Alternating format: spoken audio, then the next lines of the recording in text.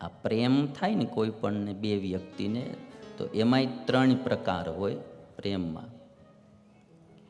અમુકનો પ્રેમ લોહ ચુંબક જેવો હોય, લોઢું ભાળ્યું નથી ને ચોટ્યું નથી, લોઢું ભાળ્યું નથી ને ચોટ્યું નથી, લોહ ચુંબક જેવો હોય, એનું ઠેકાણું ન હોય, ગમે અહીંયા લોઢું ભાળે અહીંયા ચોટી જાય. સમજાઈ ગયું ને તમને શોર્ટમાં? એટલે એ પ્રેમનો બહુ વિશ્વાસ ન આવે, ભરોસો ન આવે. અને એક બીજા પ્રકારનો પ્રેમ છે, એ પાકેલા ગુમડા જેવો હોય. ઊંધિયું ગુમડું થયું હોય ને પાક્યું, એના જેવું. એને હાંચવા બહુ કરવો પડે. હાંચવામાં સેજે ધ્યાન ન દેવાય ને દુખાવો પડે. એટલે એ પ્રેમમાં હાંચવા બહુ કરવું પડે. એટલે આ બીજા પ્રકારનો પ્રેમ કહેવાય. અને એક ત્રીજા પ્રકારનો પ્રેમ, એ સાકર જેવો, દૂધમાં ભળે એટલે એક મેક થઈ જાય અને બંનેની મીઠાશ વધારી દે. એ ત્રીજા પ્રકારનો સાકર જેવો પ્રેમ. એટલે ભાઈ ભાઈમાં હોય, પતિ પત્નીમાં હોય, મિત્ર મિત્રમાં હોય, ક્યાંય પણ પ્રેમ હોય તો તમે જરાક તપાસ કરજો કે આપણો પ્રેમ લોહચુંબક જેવો છે કે પાકેલ ગુમડા જેવો છે કે પછી સાકર જેવો છે. જે ભગવાનના ભક્ત હોય એનો જે ભાવ પ્રેમ એ સાકર જેવો હોય, અને એકવાર દૂધમાં ભળે પોતાનું અસ્તિત્વ ગુમાવી દે અને દૂધની મીઠાશ વધારી દે. આ સાકર જેવો પ્રેમ છે. અને ભગવાન ક્યાંય પણ વશ થયા છે તો જે ભક્તમાં આવો ભાવ પ્રેમ જોયો ત્યાં જ ભગવાન વશ થયા છે. એ સ્વામિનારાયણ ભગવાન 29 વર્ષ દાદા ખાચરના દરબારમાં રહ્યા, તો એ દાદા ખાચર, લાડુબા, જીવુબાનો ભાવ પ્રેમ સાકર જેવો હતો. પોતાનું સર્વસ્વ અસ્તિત્વ ગુમાવી અને સ્વામિનારાયણ ભગવાનમાં ભેળવી દીધેલું. એટલે ભગવાન દાદાનો દરબાર છોડીને જઈ શક્યા નહીં. પ્રભુ ભક્તિ, ગુરુ ભક્તિ, દેશભક્તિ, માતૃપિતૃ ભક્તિ વૃદ્ધિ પામે, આપણું જીવન સંસ્કારી બને, અજ્ઞાનો દૂર થાય અને જ્ઞાનની જ્યોત પ્રગટે. એટલા માટે આ સુંદર મજાના આયોજનો થાય છે. તો આ આયોજનમાં જે બહેનો ભાઈઓએ પ્રયત્ન કર્યો છે, મહેનત કરી છે, સેવા કરી છે, એ બધાને આપણે એકવાર તાળીઓના નાદથી વધાવી લઈએ. પ્રવેશ કરીએ કથામાં. વિસલિંગ વાગે જરા. પ્રવેશ કરીએ કથામાં. ગ્રંથનું નામ છે શ્રીમદ ભાગવત.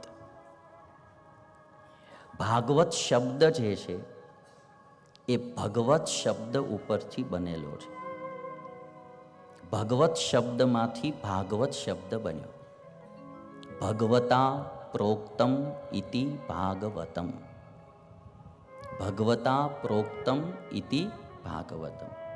ભગવાન દ્વારા કહેવાયેલું જે શાસ્ત્ર એને ભાગવત કહેવામાં આવે. આ શાસ્ત્ર વ્યાસ ભગવાને કહ્યું એટલા માટે એનું નામ ભાગવત પાડવામાં આવ્યું. ભગવતા પ્રોક્તમ ઇતિ ભાગવતમ. ભગવત શબ્દ ભગવાન વાચક શબ્દ છે. ભગવત શબ્દ છે એનું રૂપ સંસ્કૃતમાં ચાલે ભગવાન, ભગવંતો, ભગવંત, ભગવંતમ, ભગવંતો, ભગવત, ભગવતા, ભગવદ્ભ્યામ, ભગવદ્ભિઃ. આવી રીતે એનું રૂપ ચાલે. એટલે આપણે જે ભગવાન કહીએ એ મૂળ સંસ્કૃત શબ્દ છે ને એનો મૂળ શબ્દ ભગવત છે. એટલે જ્યારે સંબોધન કરવામાં આવે ત્યારે હે ભગવન એમ કહેવામાં આવે, હે ભગવન.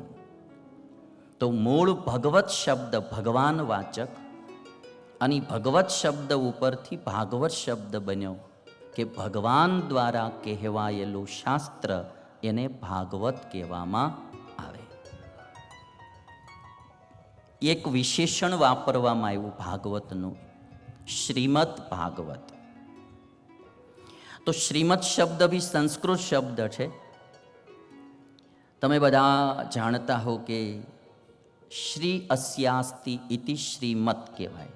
શ્રી અસ્યાસ્તિ ઇતિ શ્રીમદ. જેની પાસે શ્રી કહેતા લક્ષ્મી સંપત્તિ હોય એને શ્રીમદ કહેવાય. પુરુષ હોય તો એને શ્રીમાન કહેવાય, સ્ત્રી હોય તો એને શ્રીમતી કહેવાય, અને નપુંસકલિંગ શબ્દ હોય તો એને શ્રીમત કહેવાય. ત્રણેય લિંગમાં એક એક શબ્દ બને, શ્રીમાન, શ્રીમતી, શ્રીમત.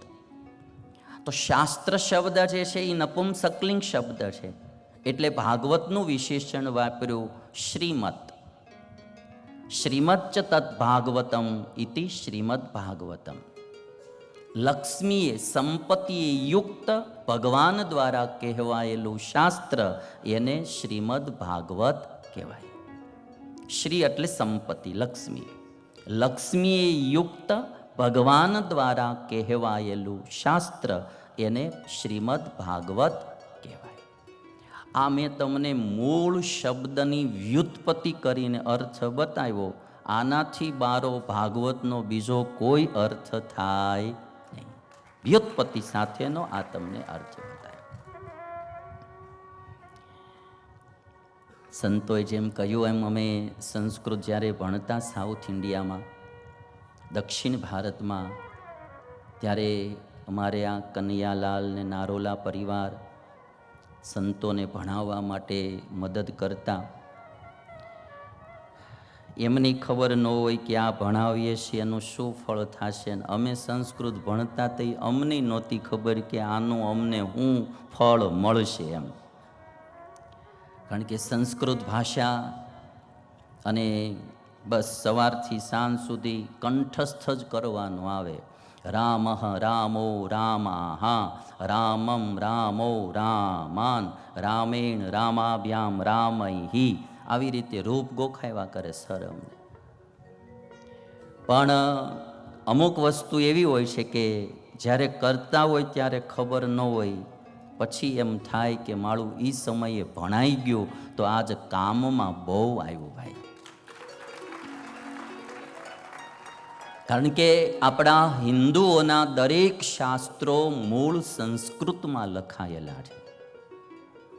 વેદ હોય તો બી સંસ્કૃતમાં, ઉપનિષદો બી સંસ્કૃતમાં, 18 પુરાણો સંસ્કૃતમાં, વાલ્મીકી રામાયણ સંસ્કૃતમાં, મહાભારત જેવો ગ્રંથ હોય તો બી સંસ્કૃતમાં. અને ષટ દર્શન જે છે, ન્યાય દર્શન, વૈશેષિક દર્શન, વેદાંત દર્શન, મીમાંસા દર્શન, સાંખ્ય દર્શન, યોગ દર્શન, આ બધા જ દર્શનો મૂળ સંસ્કૃત ભાષામાં લખાયેલા છે.